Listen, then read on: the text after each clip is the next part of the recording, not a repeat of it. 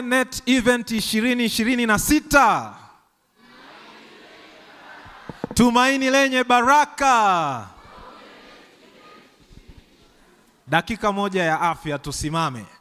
Lishe bora na mazoezi, maji safi, mwanga wa jua, hewa safi, pumziko na imani kwa Mungu, tumaini kwa afya yako. Lishe bora,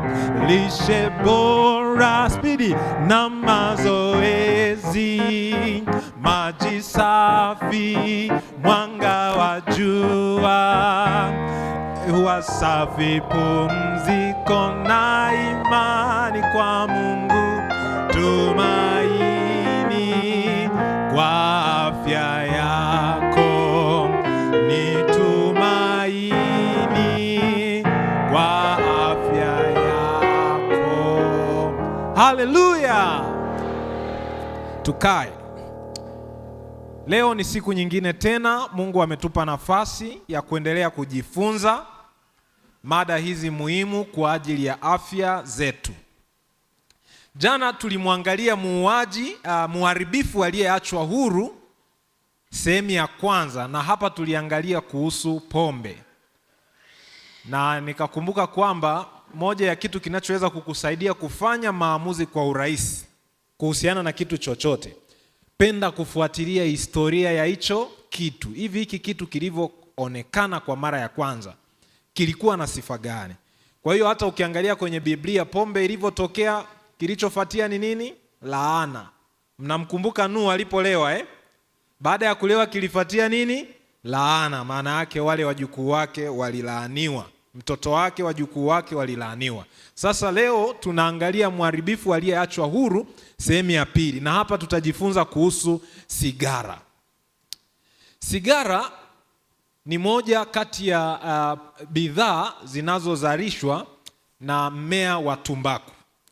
Tumbaku ni mmea ambao unapatikana maeneo mengi sasa hivi duniani, lakini zamani wakati tumbaku inaanza kujulikana, ilikuwa inapatikana sana maeneo ya Amerika Kusini.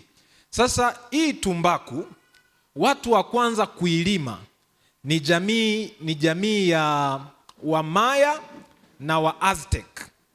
Jamii ya Wamaya na wa Aztec walikuwa wanaitumia tumbaku na moshi wa tumbaku kama njia ya kufukiza uvumba kwa miungu yao, na walikuwa wanafanya hivi kwa njia mbili.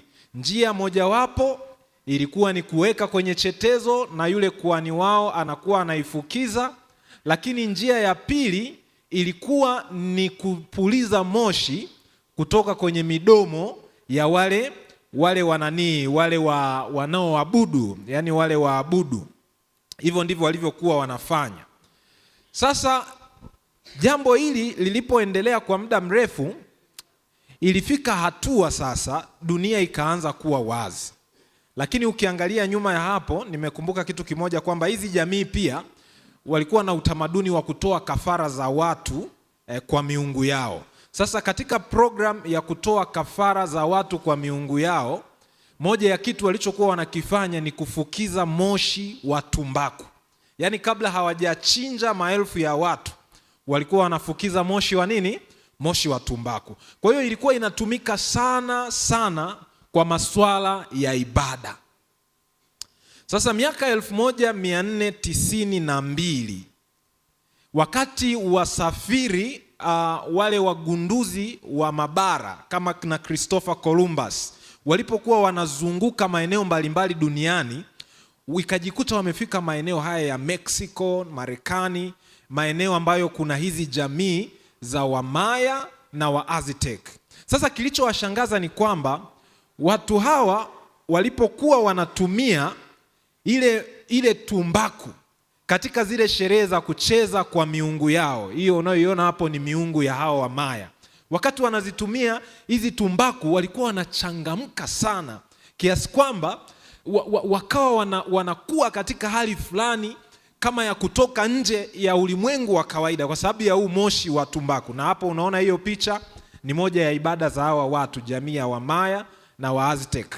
Na si kwamba ni zamani tu, ukifuatilia hicho kitabu cha The Mayans and Tobacco, hata sasa bado wanaendelea na utamaduni huo. Kwa hiyo hawa wagunduzi wa Kimarekani wakaona kwamba huu moshi utakuwa una kitu cha ziada. Wenzetu wanapenda kutafiti. Kwa hiyo ikabidi wachukue, wakasema itakuwa kweli ni jambo la kiungu tu, kwa sababu hawa Wamaya moshi wa tumbaku mpaka sasa bado wanautumia kama lango la ibada kuwasiliana na ulimwengu wa kiroho na miungu yao. Wanatumia sigara zilizoviningishwa kwa mikono au viko ambavyo vinakuwa vinachata kama hiyo unayoiona. Na hiyo ni moja kati ya vitu vinavyopatikana kwa watu wanaoabudu mambo ya kishetani na uchawi. Wanatumia. Sasa hawa jamaa walivyofanya utafiti wakalipeleka lile zao Ulaya. Na mtu aliyelipeleka hili zao Ulaya ni Columbus. Columbus mwaka 1492 ndiye mtu wa kwanza aliyepeleka mbegu za tumbaku. Yeye pamoja na mfanyakazi mwenzake huyu Rodrigo ndio amerekodiwa kama mvuta sigara wa kwanza wa Ulaya. Mwaka 1560 kuna mwanadiplomasia mmoja wa Ufaransa nchini Ureno, alikuwa anaitwa Jean Nicot. Huyu ndiye aliyelileta hili zao Ufaransa. Alilileta kama mmea wa tumbaku, lakini pia kama unga uliosagwa ambao tunauita ugoro. Na Ufaransa, huyu jamaa akaingiza propaganda, akalitangaza kwamba hii ni tiba ya kipanda uso. Sasa madai haya ya Jean Nicot yalifanya tumbaku ikubalike kwa wepesi Ulaya na watu waanze kuitumia kiholela. Ndio maana kama unaelewa sumu ya sigara ambayo inatisha kuliko yote inaitwaje? Inaitwaje?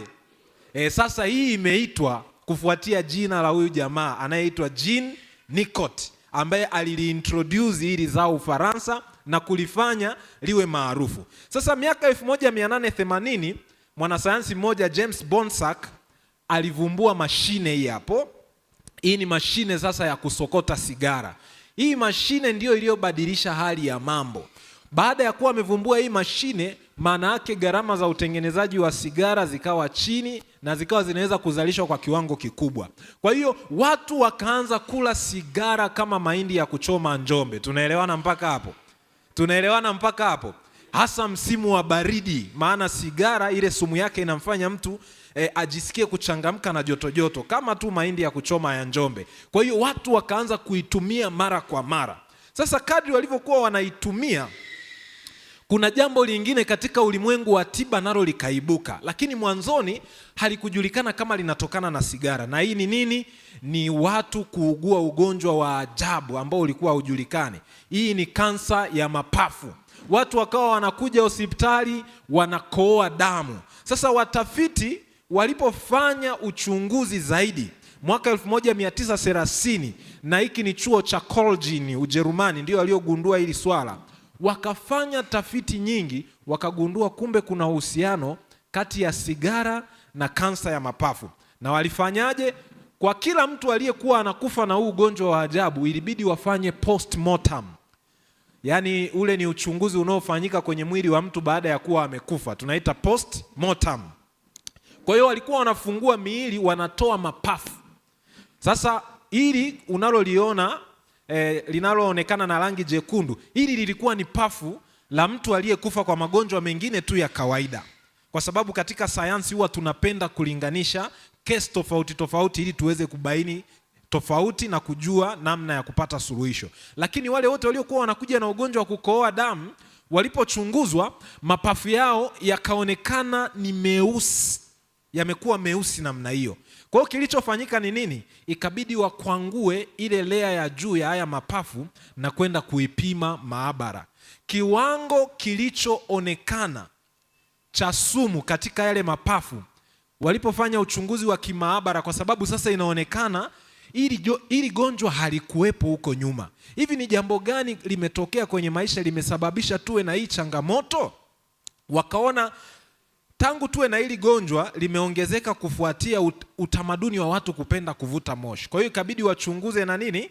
Na ule moshi wa sigara. Wakakuta sumu iliyo kwenye yale mapafu ya watu wanaokohoa damu ni sawasawa na sumu iliyopo katika nini? Katika sigara. Ndipo mwaka 1971 mambo yakaanza kutangazwa kuhusu kupiga marufuku nini? Sigara. Ndipo matangazo yakaanza kuzuia no smoking, hamna kuvuta sigara. Mabango yakaanza kuwa makubwa, na baadhi ya watengenezaji wa sigara wakalazimishwa zile paketi zao, kwa sababu mwanzoni